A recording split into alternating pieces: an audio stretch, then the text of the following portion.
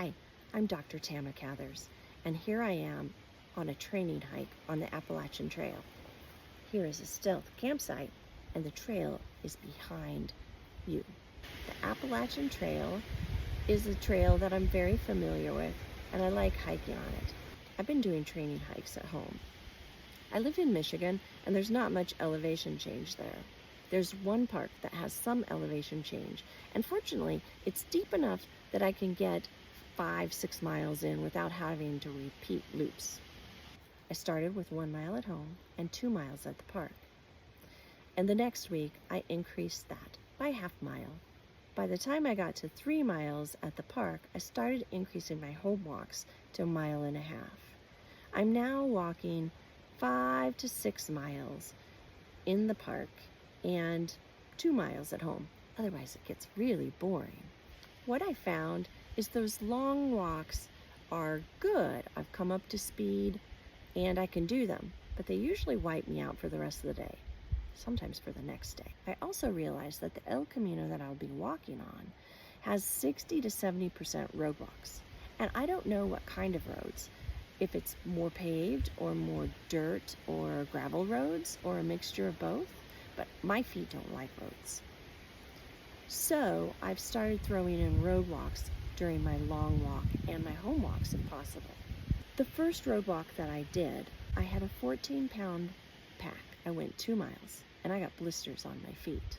I have a lot of gear I have to try. I'm still trying to work out the footwear I'm going to wear. For the Appalachian Trail, I wear some short, keen, hiking, crossover shoes. At home, I wear Ultras, but they wear out pretty quickly and they don't have a lot of cushion. I feel like I could use a lot of cushion for my hike, so I got a pair of Hokas, but I have to modify them because the left foot hits my nerve in my ankle. So I'm still trying to work that out. I started out this morning with the Hokas on so I could break them in. But after a quarter of a mile, I said, I'm going to be hiking for 8 miles and I can already feel this. I went back and got my Keens. My goal today is to hike from a campground to a place called Scales. I think it's about 4 to 4.5 miles. The first mile went pretty well. And after that, I have to admit, I'm quite shocked. I'm tired, I'm hot, my muscles are sore, and my feet feel like pancakes. I wasn't quite to the halfway point of this hike, and I ran out of water. I hate it when that happens. It's so bad for you. I walked about 200 feet, and there was a spring. Yay! Took about a half an hour, took a break, filled up my water treatment bottle, treated my water, filled up my water bottle, had a snack. Now I'm setting out again. I hope that this hike puts me ahead on my home training program. The terrain is completely different. Up and down mountains, root, rocks, and dirt. It's a whole different training game. And I clearly am not ready.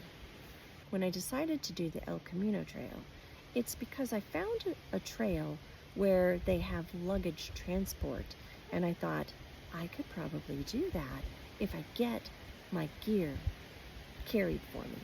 That's totally unlike me because on the Appalachian Trail, I carry everything I need. I think it's what most pilgrims do, and kudos to them.